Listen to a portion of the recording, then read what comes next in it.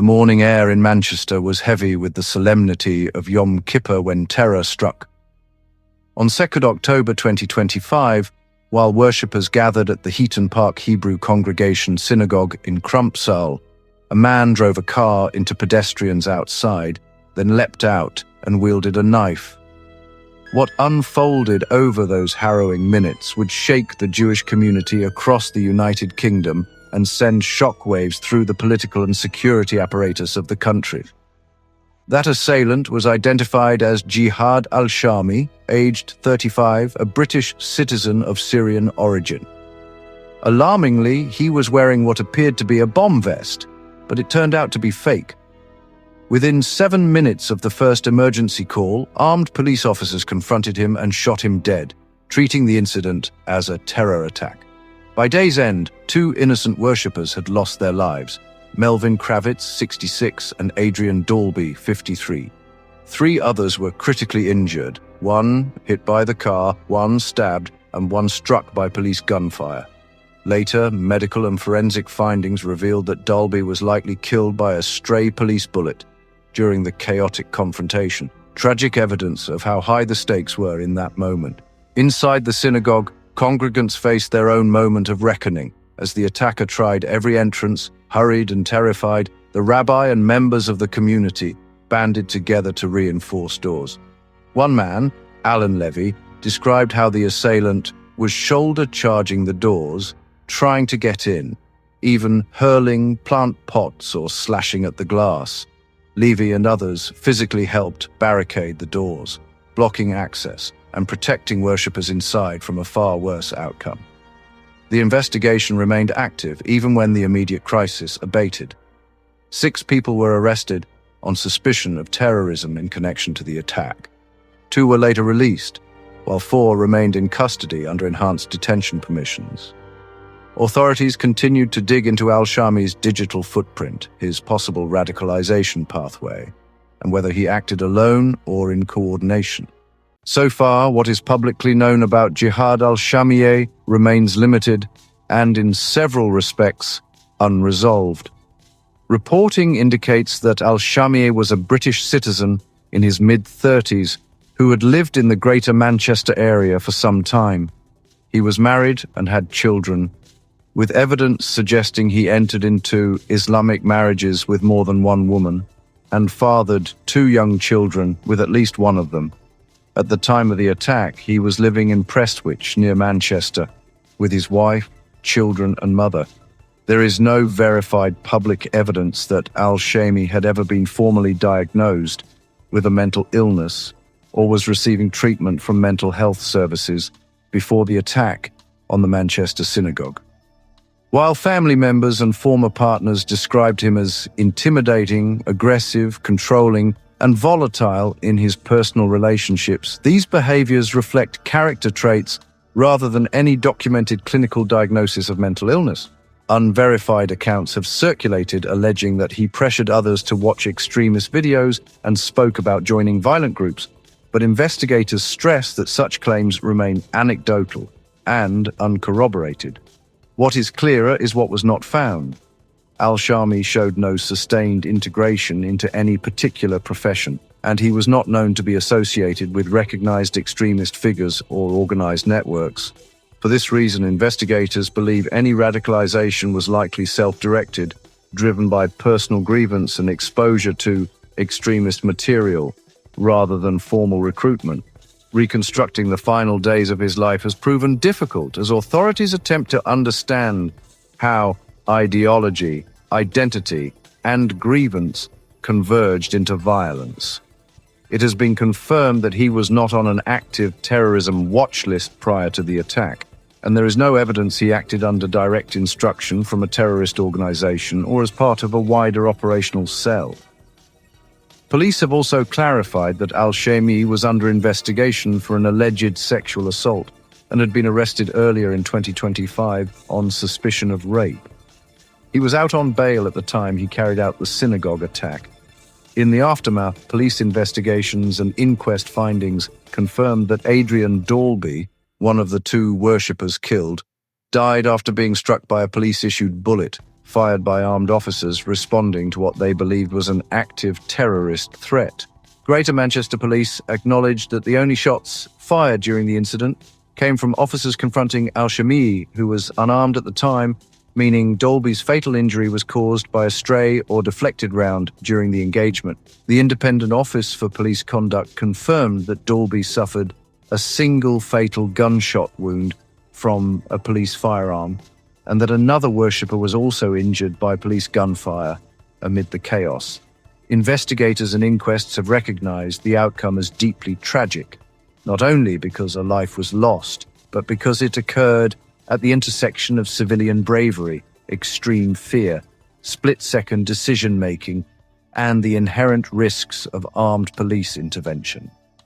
With Al-Shamie killed at the scene, he will never face trial for his crimes, leaving investigators to piece together his motives and actions from fragments rather than testimony, and with only partial insight into the full scope of his intent. This tragedy reignited ferocious public debate over antisemitism in Britain. Jewish communities have long warned that criticism of Israel often bleeds into targeted hatred of Jews themselves, and many fear that rhetoric amplified in recent years has helped nurture hostility. Political leaders expressed solidarity and called for urgent reforms. Prime Minister Starmer cut short a foreign trip to return and lead an emergency co-BR meeting, pledging greater protection for Jewish institutions. Home Secretary Mahmoud echoed those commitments. Scrutiny fell on policing protocols and rules of engagement as a result of the potentially accidental death by the stray bullet from a police weapon. The Independent Office for Police Conduct, IOPC, launched an investigation into whether officers might have contributed to Daulby's death. Meanwhile, emergency responders reflected on how lessons from past crises helped shape this response. Firefighters and paramedics who cut their teeth during the 2017 Manchester arena bombing say updated training, trauma kits, and situational awareness made a difference. Due to these events across the UK, synagogues are on heightened alert, and security has been stepped up in Glasgow, London, and Jewish venues nationwide. Following the attack in London's Trafalgar Square, thousands gathered for a vigil both to mourn the Manchester victims and to reaffirm, "We're not afraid." The Kaddish prayer echoed through the night, a bitter counterpoint to rising fear. This is not merely a local tragedy, it is a living narrative, one of individuals dying by senseless violence, of communities forced to shield themselves, of governments scrambling to protect, and of all of us confronting the specter of hate that mutates between ideology and atrocity. From the outset, investigators and political leaders have framed this not as a random act of violence, but as an ideologically driven assault on Jewish identity. The Prime Minister described the victims as being targeted because they are Jews, underlining the belief that antisemitism lay at the heart of the attack. One central line of inquiry is the attacker's ideological motivation. The suspect, identified as Jihad Al-Shamie, is believed to have been influenced by extreme Islamist ideology.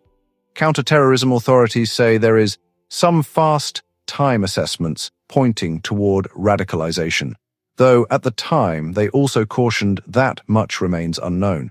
The fact that the vest he wore, designed to mimic a bomb, turned out to be fake led analysts to propose that he may have been seeking maximum psychological impact rather than intending a fully functional explosive attack. His prior criminal history, including being out on bail for sexual assault, does not directly explain radical ideology, but may speak to a trajectory of social alienation and personal conflict that could make someone vulnerable to extremist narratives.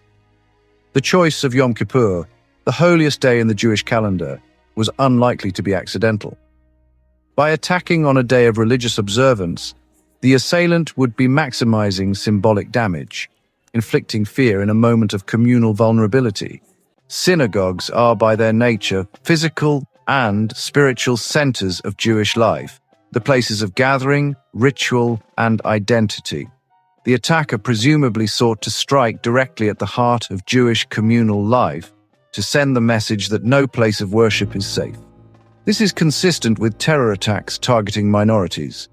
The locus of identity becomes the locus of attack. Because congregants were already present for Yom Kippur services, the synagogue was a concentration of potential victims.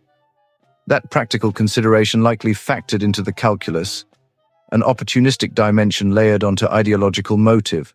The attack cannot be disentangled from the broader context of rising anti-Semitic incidents in the UK, especially since the outbreak of war in Gaza and escalation in Israel-Palestine conflicts.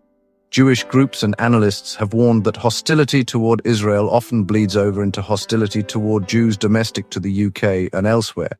In many cases of Islamist-inspired terrorism, the attacker frames local Jewish populations as proxies or symbols of broader geopolitical struggles.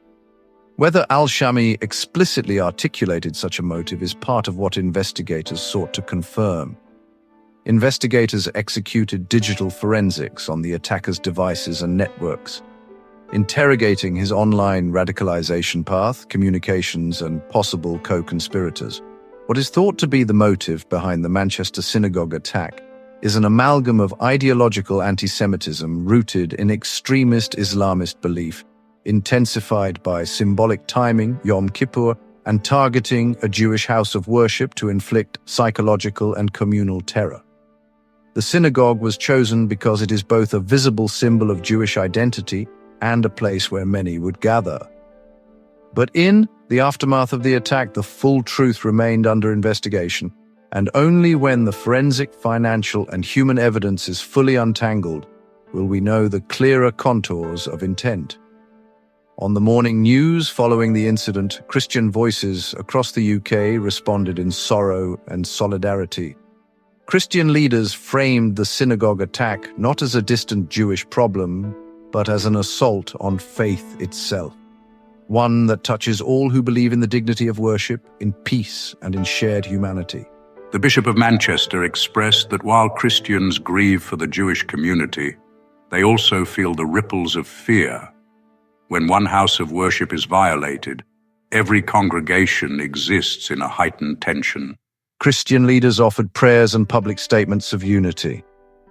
In the aftermath of the Manchester synagogue attack at Heaton Park Hebrew Congregation, security services remain on high alert as fears grow that this tragedy may not be an isolated event. The UK terrorism threat level is officially substantial, meaning an attack is considered likely. And while authorities stress there is no intelligence pointing to an imminent second strike, experts warn the mix of symbolic timing on Yom Kippur, heightened Middle East tensions, disrupted plots, and the spread of online radicalisation create fertile ground for further violence, with police stepping up patrols at synagogues and places of worship across the UK as government leaders pledge tougher protections against rising anti-Semitism, reminding the public that the risk of terrorism is not speculative but very real, and only vigilance, unity, and community resilience will determine whether future attacks are carried out or prevented.